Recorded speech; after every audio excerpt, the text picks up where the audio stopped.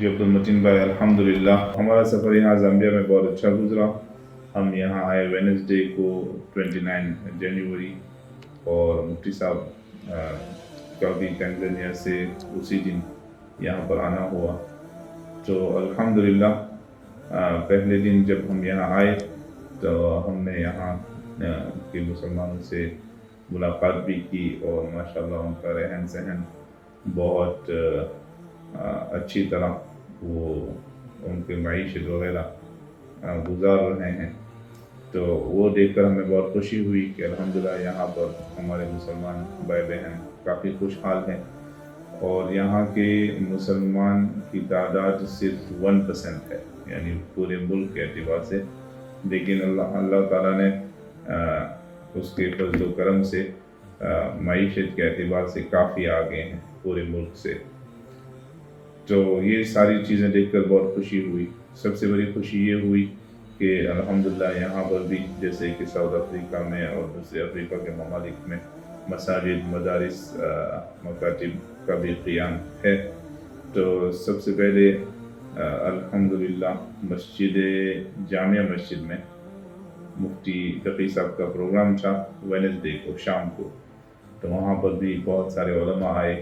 South Africa سے بھی علماء آئے تھے اس پروگرام میں. مولانا زبیر بیات صاحب آئے تھے، پھر مولانا شفیق جگپورہ صاحب وہ بھی آئے تھے، مولانا ستاریہ صاحب وہ بھی آئے تھے، اور مولانا یونس پٹیل صاحب کے نواسے یا ان کے پوتے وہ بھی آئے تھے، اور دوسرے بہت سارے علماء تھے ماشاءاللہ. ساؤتھ افریقہ سے مولانا رضوان قادری صاحب بھی تھے ان پروگرامات میں. تو ساؤتھ افریقہ سے پورا ایک وفد آیا تھا، خاص طور سے دربن سے. تو مفتی تقی عثمانی صاحب کا پروگرام رہا یہاں جامع مسجد میں، اور انہوں نے لوگوں سے خوش آمدید بھی کہا اور اپنی خوشی بھی ظاہر کی کہ یہاں کے علماء نے اپنے دینی تشخص کو باقی رکھا ہے اور اپنے دینی آئیڈینٹی کو باقی رکھا ہے. تو اس پر انہوں نے بہت خوشی کا اظہار کیا اور زور دیا اس پر کہ اب جب کہ ہم نے دینی تشخص اور دینی آئیڈینٹی باقی رکھی ہے، اب ہم اخلاص کے ساتھ اس کام کو جاری اور ساری رکھیں. تو اخلاص کے اوپر انہوں نے اپنے بیان میں کافی زور دیا، اور پھر اس کے بعد مفتی صاحب کی دعوت تھی، اور الحمدللہ ہمارے میزبان یہاں پر اسماعیل بھائی تھے، اور انہوں نے ہمیں یہاں پر اپنے گھر کے قریب ایک اچھا اپارٹمنٹ کا سیٹ اپ ہے، وہاں پر ہماری میزبانی کی ہے. تو الحمدللہ یہ 29 کا دن بہت اچھی طرح گزرا. اچھا، اور یہ بات بھی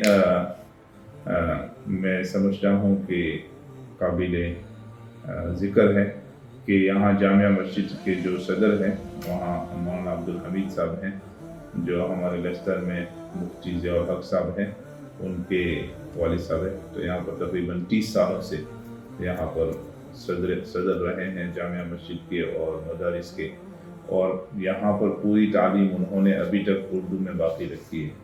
تو ماشاءاللہ یہاں کے جو نوجوان بھی اچھی طرح اردو بولتے ہیں، اور پورا مکتب سسٹم اب تک یہاں تک کہ امتحانات بھی سارے اردو میں ہوتے ہیں. جو مولانا عبدالحمید صاحب کے ماتحتی میں مدارس ہیں وہ سب اردو میں اب تک ان کی تعلیم ہو رہی ہے، اور بہت اچھی طرح انہوں نے اس نظام کو سنبھالا ہے.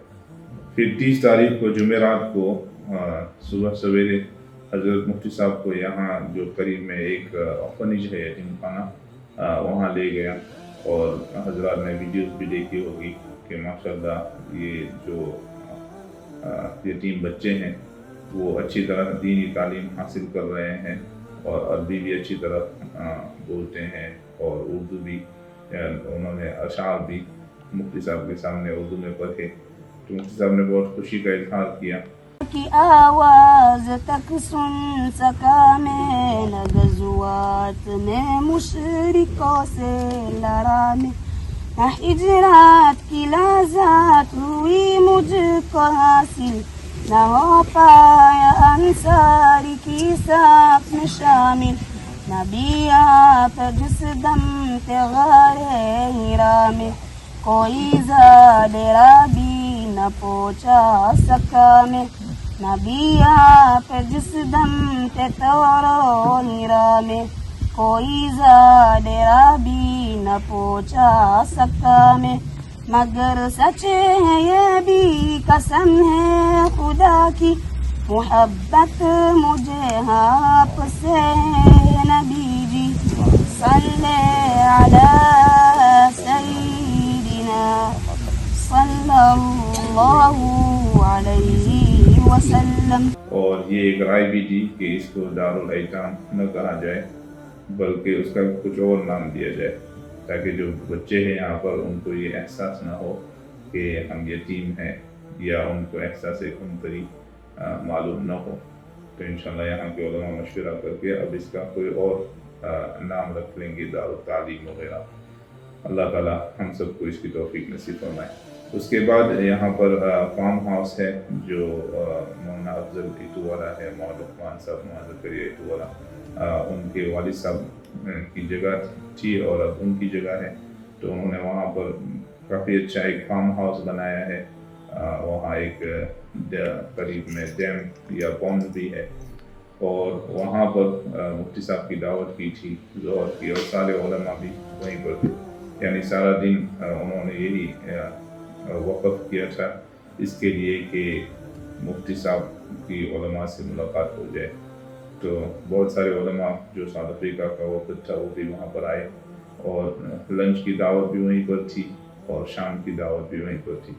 تو مفتی صاحب نے وہاں پر لنچ کیا, اس کے بعد کچھ دیر آرام کیا اور پھر آرام کرنے کے بعد یہاں پڑوس اسی کے پڑوس میں یہاں جو پورے زامبیا میں سفید لائن ہوتے ہیں, سفید شیر, تو اس کو دیکھنے کے لیے بہت دور دور سے لوگ آتے تھے. تو بالکل پڑوس میں تھا.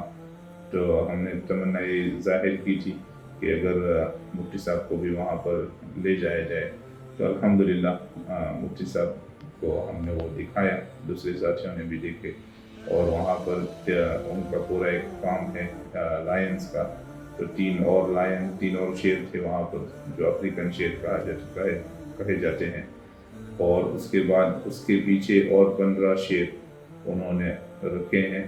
تو وہ اس کی تربیت کرتے ہیں یا اس کو ٹیم کرتے ہیں, پھر اس کے بعد دوسرے جنگلات کو وہ بیچتے ہیں. تو وہ دیکھا قدرت کا نظارہ.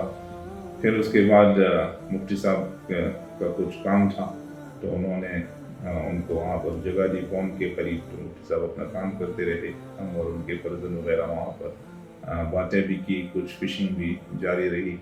اور پھر شام سے پہلے کوئی وفد آیا تھا. تو انہوں نے مفتی صاحب سے جو عاشورہ کے ایام ہیں اس کے مسائل کے بارے میں کچھ مسائل پوچھے. مفتی صاحب نے اس کے جوابات بھی دیے. اور پھر مغرب کے بعد دعوت تھی.